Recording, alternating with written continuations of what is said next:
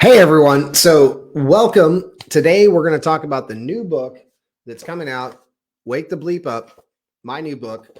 And we're going to talk about, we're going to actually read the introduction today. So this book is a book that can help pretty much anybody create the life they want to live. This is about shattering the walls, keeping you from success. So today we're going to read the introduction. So before I get into that though, I want to make sure you guys know this is the only time that I'm going to be going live on my personal page. If you really want to learn and listen to the chapters, I'm going to read a chapter every couple of days, but you got to really join the group, join the Facebook group. And if you want to join that Facebook group, it's right here.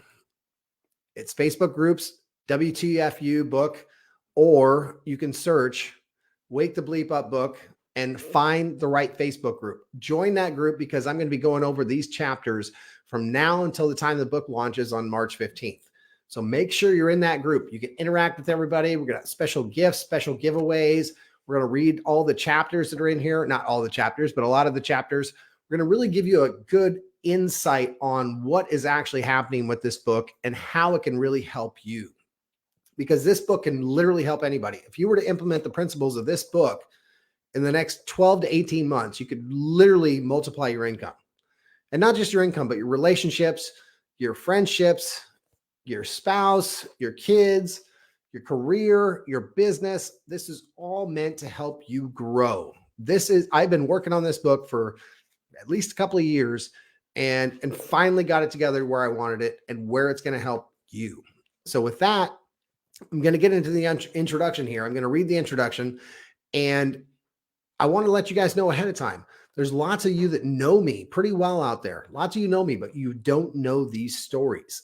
Every chapter in this book has a story that relates to myself or my family and I did not, almost every. There's a couple chapters that don't. But for the most part, almost every chapter in this book has a story that relates to my life, the successes I've found, the happiness we've found, and how each one of these principles applies to what I've done in my life or daily life. And so we're gonna talk about this now. We're gonna get into the introduction. And before I do that, so part one is gonna be snap out of it. Part one is snap out of it. It's getting over your mind, over your fears, finding that courage. It's snapping out of that and getting to that point where you know that you can succeed. Chapter two is going to be let's get this party started, which is all about tools and tricks and secrets to help you really start to get things going, really making those changes, putting in those principles in your life that are going to help you grow and make changes in your life. And then part three, of course, is get her done. Why wouldn't I do that? You know, Larry the Cable Guy, come on, get her done. And these are all the things that put together to help you really get to that next level. So with that said, let's get on with the introduction. And this is gonna give you a little insight into the book and a little story about me that you probably didn't know. So introduction. And I'm gonna read this straight from the book.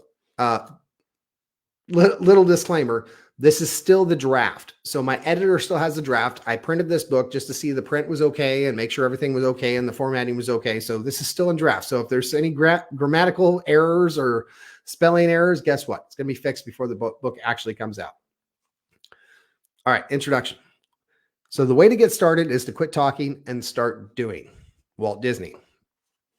You have this book in your hands, which means the first step to improving yourself is underway. Be aware that this book was written as a guide to getting out of your comfort zone, finding your true self, and doing what it takes to achieve success in your life.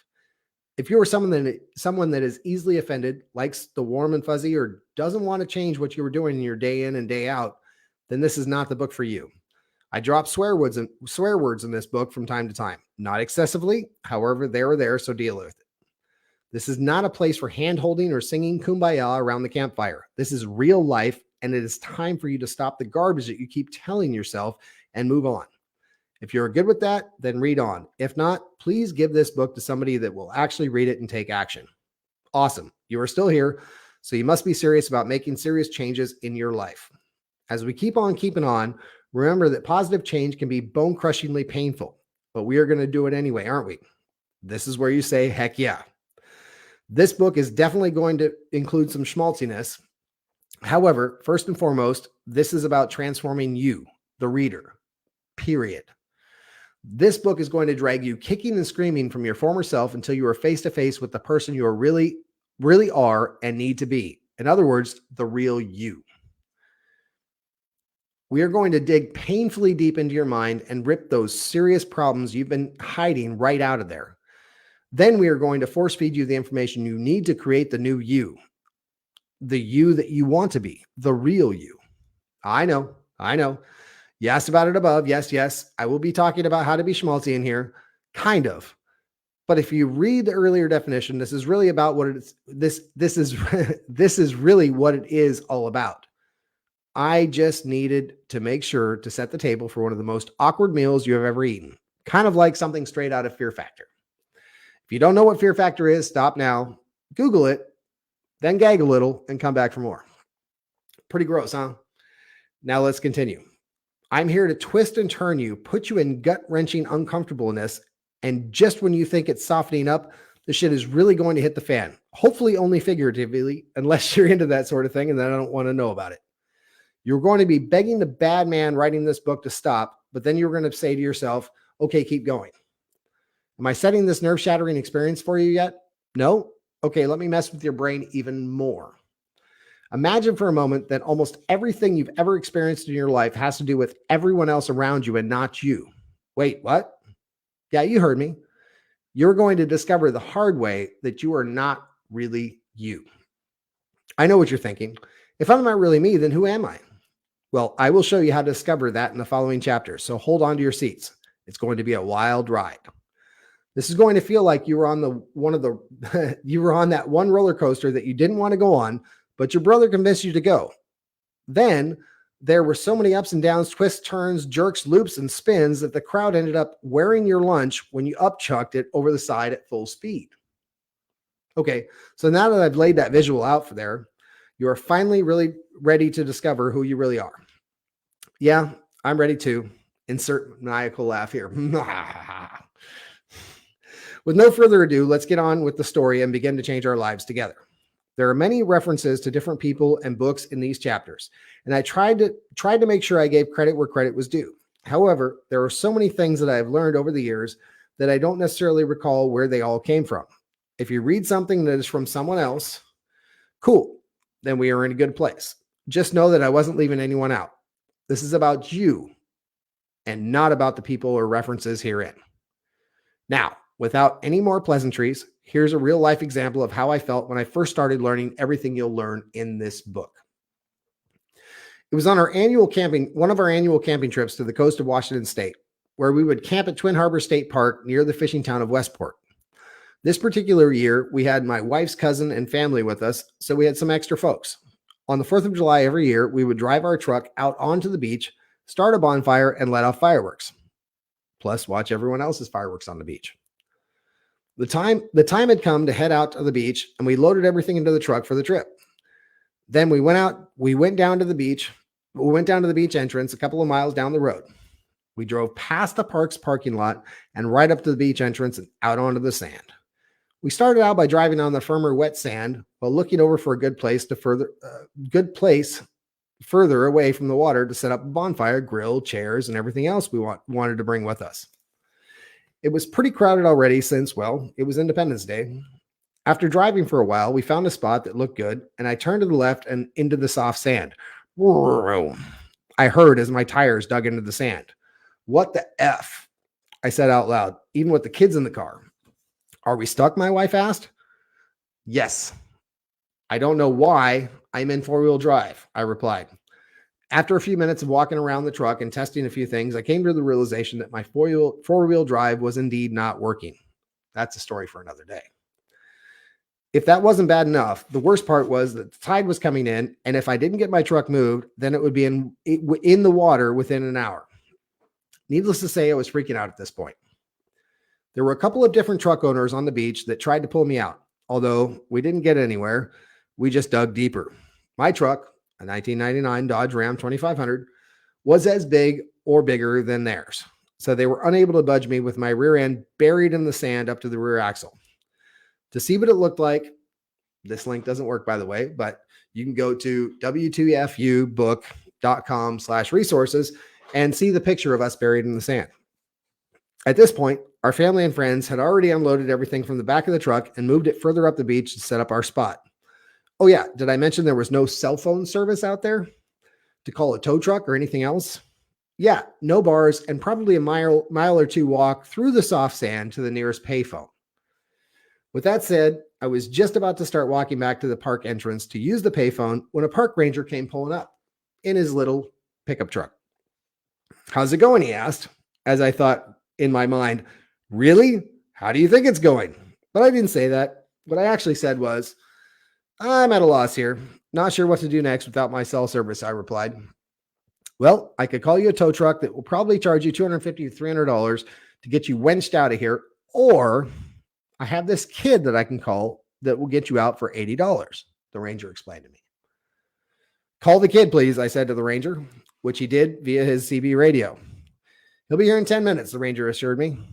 About 10 minutes later, I see this mid-90s short cab, short bed, tiny little Chevy half-ton pickup come pulling up to me, and all I can think is, Lord, please let this not be him. Of course, I already knew in my mind that it was, but I thought it anyway.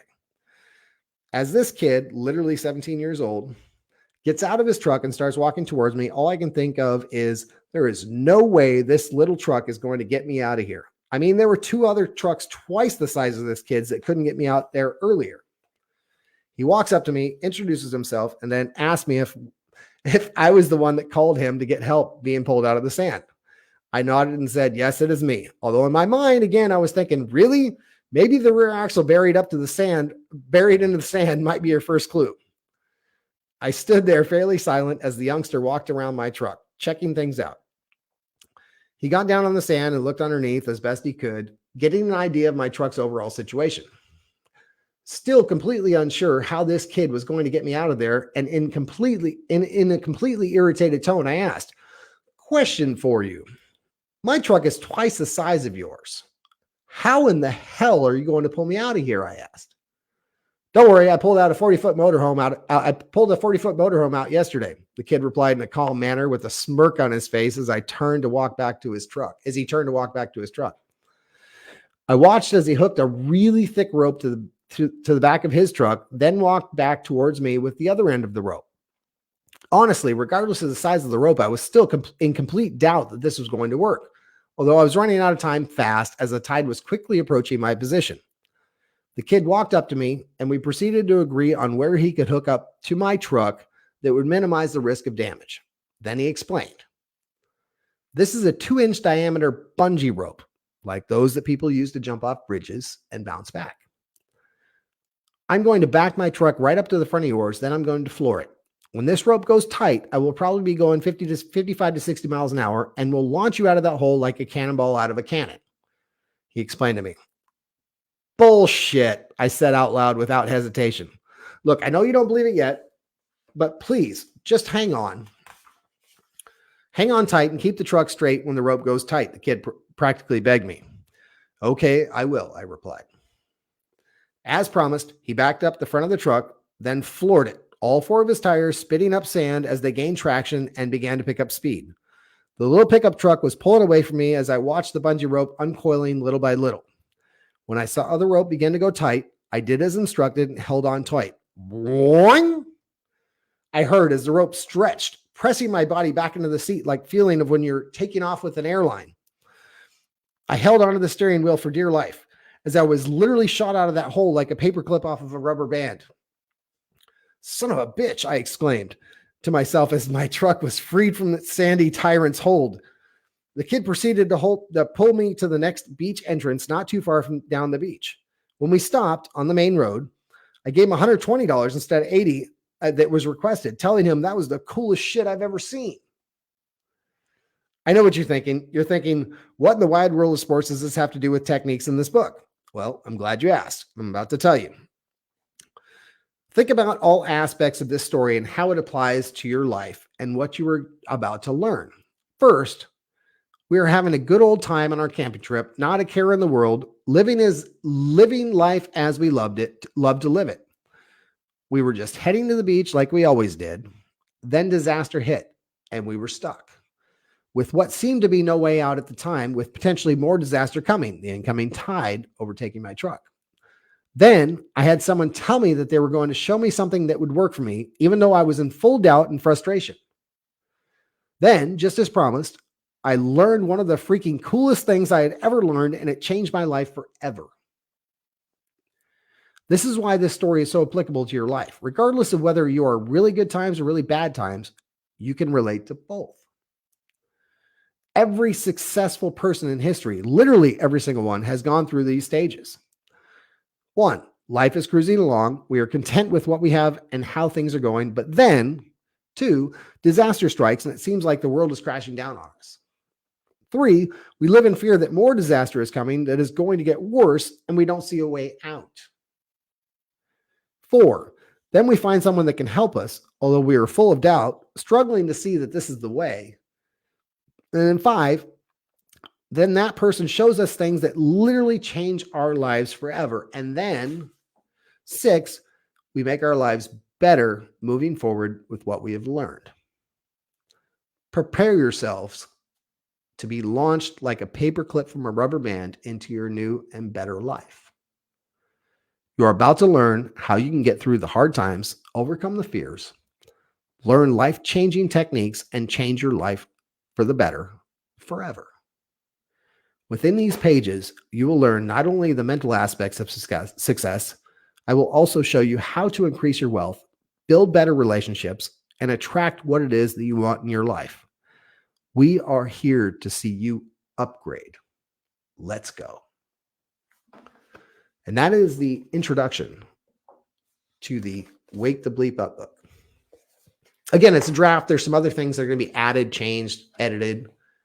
However, that is, in reality, what all of us live by. Yes, Julie, fear factor. You got that part. So think about that for a moment. Think about the different scenarios that my family and I went through. And again, this isn't related to business. This is related to life. Even though, yes, I can relate this to business, I could use a story from the business life where I've found the same principles, where I've needed a guide, I've found a guide, I've succeeded because of it. Guess what? Most people don't realize that. Most people don't relate to that. So I wanted to share that story with you about us on the beach and us with my truck in the sand. And literally, when this book comes out, you will have a website to go to. You'll get to see the picture. I have a picture of the truck buried in the sand, the axle covered in sand.